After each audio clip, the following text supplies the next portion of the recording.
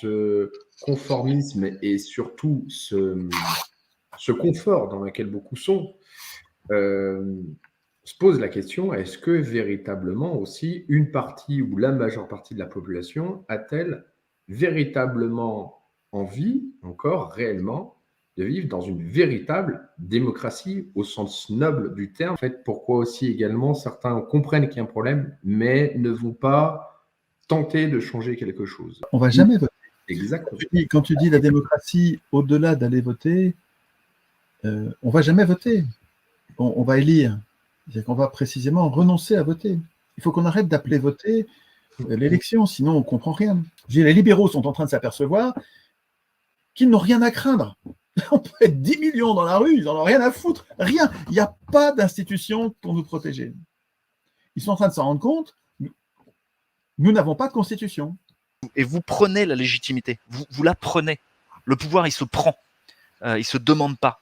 Il se prend et ensuite, vous redonnez les clés. Qu'est-ce que je veux dire par là? Nous, on a passé notre temps à prendre le pouvoir, mais ensuite à mettre les clés au milieu de la table et dire « Ok, on partage ». Rêver, au fond, ça nourrit aussi notre action dans le réel. Ça veut dire, une fois qu'on a mis l'objectif, on va pouvoir travailler à essayer d'y aller progressivement. La question constituante, par exemple, elle est à une échelle macro qui est très intéressante parce qu'elle permet déjà de rêver un après. C'est-à-dire, mais comment ce serait si on avait envie, quoi, dans le monde idéal, comment est-ce qu'on s'organiserait? Sur comment on va régénérer un peu notre civilisation? La quantité d'épargne que vous avez est proprement phénoménale pour vous réapproprier votre pays. C'est-à-dire, si vous acceptez de vous défaire de la fausse monnaie qu'on vous a donnée et de dire je m'en sers collectivement pour acheter des terres, accepter l'idée qu'on va devoir gérer ces terres en commun, donc avec des règles du jeu ensemble, comme une tribu en Afrique qui va se donner ses propres règles du jeu, et puis c'est chez nous, voilà, c'est comme ça. Vous êtes capable de reconquérir la terre, en fait, et d'utiliser les surplus du système d'avant pour servir de point de pivot. Pour moi, l'initiative des communs. Et le commun, c'est quoi? C'est un groupe humain qui se met ensemble et qui dit mais de quoi on a besoin et quelles ressources on a à disposition. Et on se donne à nous-mêmes nos propres règles du jeu. Et on essaye de petit à petit négocier avec l'institution, être en diplomatie avec elle pour pas se faire défoncer, voire servir de rendre certains services que ne peut plus faire l'État ou que ne veut pas faire le privé. Et petit à petit prendre sa place comme ça et régénérer les communs en proposant des modèles organisationnels, régénérer le système par les communs en proposant des modèles organisationnels différents. Il y a un enjeu politique majeur à la compréhension par tous les citoyens du mécanisme monétaire de base possible et qui nous a été volé par les usuriers. Les usuriers ont compris avant nous comment fonctionnait, comment pouvait fonctionner la monnaie. Puis ils ont dit, c'est nous qui allons nous en occuper. Ils sont devenus les banquiers.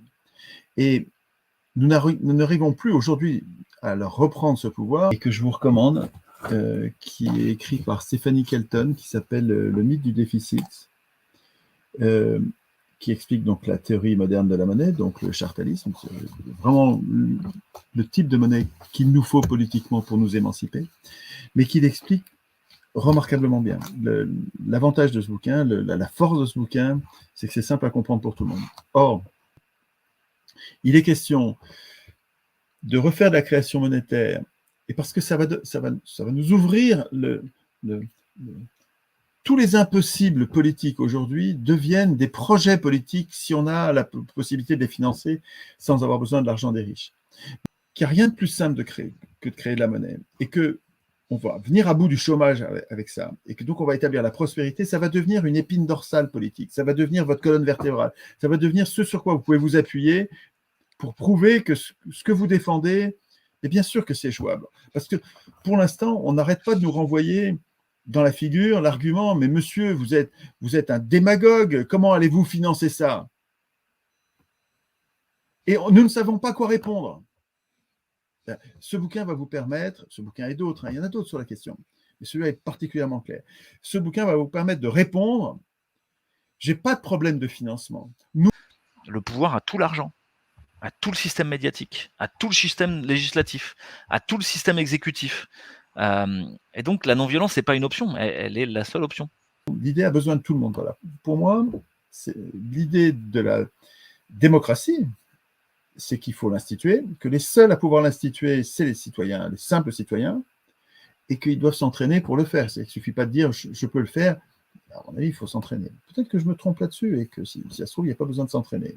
Peut-être. J'invite mes congénères humains à s'entraîner, vraiment à écrire des articles de constitution. Et donc, j'en ai fait des centaines. Et quand on réfléchit à la Constitution, on devient des adultes politiques. Donc, c'est très agréable. Très agréable, et puis ça donne la pêche, parce qu'on a l'impression qu'enfin, on prend les problèmes par le bon côté. C'est par la question prioritaire de décider qui décide. Le cœur, c'est la posture individuelle et à quoi vous venez contribuer.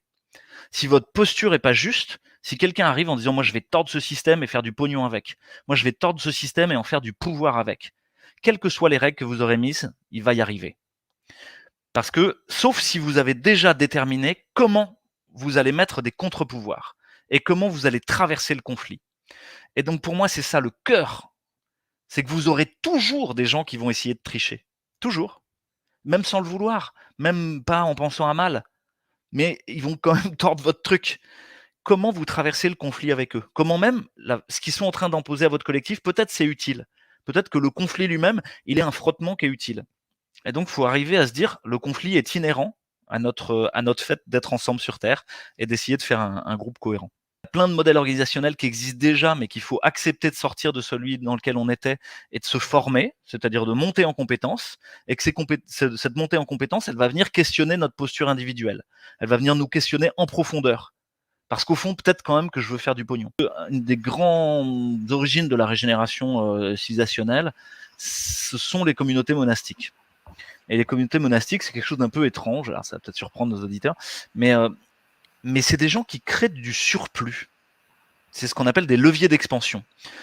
Vous avez besoin de leviers d'expansion. Si vous n'êtes qu'un contestataire qui vient dire vous êtes des gros cons et vous faites de la merde, ça marchera pas. Vous devez proposer autre chose, quelque chose qui donne envie.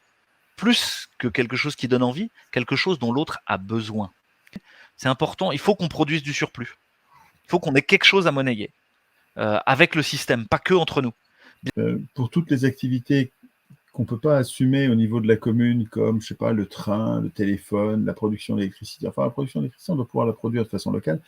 Enfin, il y a des tas d'activités pour lesquelles nous avons besoin d'être plusieurs communes. Une commune seule ne peut pas du tout être autonome sur, je sais pas, le téléphone sans fil, par exemple, ou le téléphone. Les collectifs locaux sont la base de la démocratie. C'est-à-dire que là, pour moi, la cellule de base, point de départ, même chronologiquement, d'une démocratie digne de ce nom, ce sera sans doute la commune.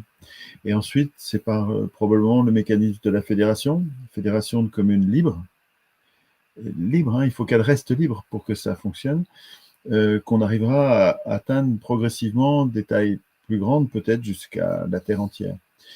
Et ça ne pourra grandir jusqu'à la terre entière que si nous avons appris à l'échelle locale à contrôler les pouvoirs et à contrôler la délégation des pouvoirs au niveau supérieur. Une bonne constitution, c'est une constitution qui ne compte pas sur la vertu des acteurs. Nous ne sommes pas vertueux. Il n'y a pas des gens vertueux, des gens vicieux. Nous sommes un peu des deux. Et en fait, suivant les conditions, nous pouvons devenir très utiles ou très dangereux. Et de bonnes institutions, ça va être, il me semble, hein, une constitution, c'est un contrat. Et comme tous les contrats, un bon contrat, c'est un contrat pessimiste. C'est un contrat qui prévoit ce qu'on va faire si les choses se passent mal. La façon dont on va prendre les décisions, nous devrions, si on veut respecter la dignité des humains, tous, parce qu'ils sont humains, il faudrait que la Constitution elle soit signée par tout le monde. Puis ceux qui ne la signent pas, personne n'est obligé de la signer. Et ceux qui ne la signent pas, c'est les étrangers. C'est des gens qui vont être, ils ne feront pas partie du collectif qui est en train de se mettre en place. Évidemment, il faut structurer des règles du jeu. Mais elles viennent souvent de la confrontation à une insuffisance, à un conflit qui va devoir poser. Donc, dans un collectif, ce qui fait office de constitution initiale, c'est ce qu'on pourrait appeler les raisons d'être. Les raisons d'être, c'est 3, 4, 5 phrases à l'infinitif qui déterminent la philosophie générale de ce que vous avez envie de faire. Plus que ce que vous avez envie de faire, c'est de quoi le monde a besoin. Et vous, votre talent peut y répondre. Et peut-être il y a aussi une réflexion à mener de ce côté-là, c'est qu'est-ce qui nous unit et qui fait qu'on peut vivre ensemble, et est-ce qu'on pourrait accepter qu'il y ait des enclaves de tribus nomades? Est-ce que on pourrait accepter qu'il y ait d'autres choses qui puissent exister, quoi? Est-ce que ce serait complètement fou de proposer ça et même de l'envisager d'emblée dans nos règles du jeu? Ensuite, ces raisons d'être dans un collectif, quand ils vont bien, et ça c'est le travail de Frédéric Laloux entre autres, Oui. ces raisons d'être sont évolutives. C'est-à-dire quoi? C'est-à-dire qu'on peut les remettre sur le métier. Et ça, c'est quelque chose qui permet d'éviter d'avoir besoin de l'unanimité ou du consensus total. C'est jusqu'ici, ça me va. Je peux vivre avec ça. C'est pas parfait, c'est pas ce que j'aurais fait, mais ça va, je tolère. Par contre, à quel endroit j'ai le droit de proposer une transformation? À quel moment un conflit entre nous peut faire évoluer les choses? Et donc pour moi, dans la notion même de raison d'être ou de constitution, il y a d'emblée comment est-ce qu'on la fait évoluer quand elle se frotte avec le réel. Qu'on est dans une phase transitionnelle où on peut rêver, on peut expérimenter, on peut essayer de changer d'échelle, mais il y a aussi des espèces de contraintes qui sont imposées par l'état d'avant. C'est-à-dire la destruction de notre société, elle va pas aboutir à ce qu'il n'y ait plus rien, notamment au niveau technique. Et au niveau technique, on a le monde numérique qui fait que l'information s'échange sans frontières. Pour ça, parce qu'il va y avoir une tension entre la structuration locale qu'on a faite et une structuration translocale, d'autant plus qu'il y a des communautés humaines qui aujourd'hui existent au-delà des frontières par leurs interactions monétaires, dans une communauté Bitcoin, comme, par exemple, ou dans une communauté de programmation comme Linux ou des choses comme ça, qui font qu'il y a déjà des espèces de gouvernementalités qui existent à des échelles translocales, qui sont assez complexes, assez fines. Moi, pour aller transformer le système, il y a besoin de taper dedans. Bam, bam, à grands coups de massue, quoi. Il y a besoin d'appuyer sur tout ce qui fait mal, de faire des procès aux gens qui trichent, d'utiliser les arguments du droit tels qu'ils existent encore. Parce que si on s'en sert pas, et qu'on considère que cette société est déjà foutue, on la laisse en roue libre. Or, il y a besoin d'aller taper dessus pour qu'elle s'effondre. Si on tape pas dessus, au contraire, elle se fortifie. Et elle fait un mur d'ivoire, une tour d'ivoire, et puis elle écrase les faibles, quoi, les pauvres. Et elle cherche à s'en débarrasser. Donc il faut aller taper dessus, donner des coups de pioche de tous les côtés, et créer des brèches. Et il y en a partout, des brèches, je peux vous le dire. Si votre modèle organisationnel permet effectivement que les talents émergent, tout en ayant une cohérence collective, sans brimer les gens, mais en se prémunissant des tordus, les gens vont avoir envie de venir avec vous. Et donc naturellement, votre groupe grossit. Et petit à petit prend son ampleur. Si vous êtes juste là pour prendre le pouvoir, ça va pas suffire. Pour mettre en place un autre système, ça va pas suffire. Il faut que votre système donne envie, qu'il offre ce dont les gens ont besoin, de la bouffe, de l'information, du lien social, de la sécurité, de la joie. Voilà. Si vous créez la monnaie, vous devez créer les conditions de la gouvernance de cette monnaie. Qui la crée ? Quels en sont les usages? Est-ce qu'il peut y avoir plusieurs monnaies qui coexistent? Qui a le droit de créer, etc. Et comment on se donne et on modifie les règles? Et donc c'est la même chose que la question constituante, mais à une échelle monétaire, sur directement l'énergie dont vous allez pouvoir bénéficier pour tout, pour absolument tout. On l'observe dans toutes les associations, les groupes politiques, les associations, tous les collectifs. Il y a des suiveurs et puis des gens actifs. Mais ça, c'est pas définitif, ça peut changer. Il y a des gens qui sont suiveurs qui peuvent devenir actifs si le besoin est très intense, logique. Si dans notre être, on est comme ça sert à rien de se bagarrer contre. Et puis en fait, si on a les suiveurs au moment où la décision est prise, ça va aller, quoi. Au moment de voter pour être d'accord, ils seront là, quoi, pour dire oui.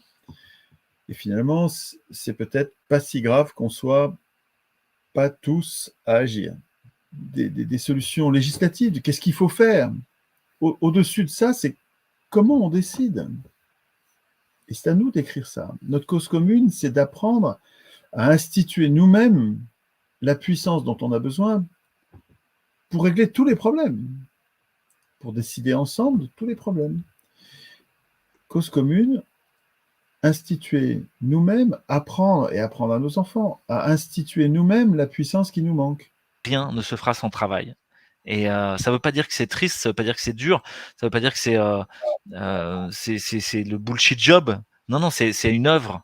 C'est une œuvre. Il n'y a pas d'autre chose plus intéressante à faire pour ce qui nous reste à vivre que de faire un monde meilleur, que de créer une société plus désirable, que de poser des institutions qui donnent envie et qui prennent soin du nous.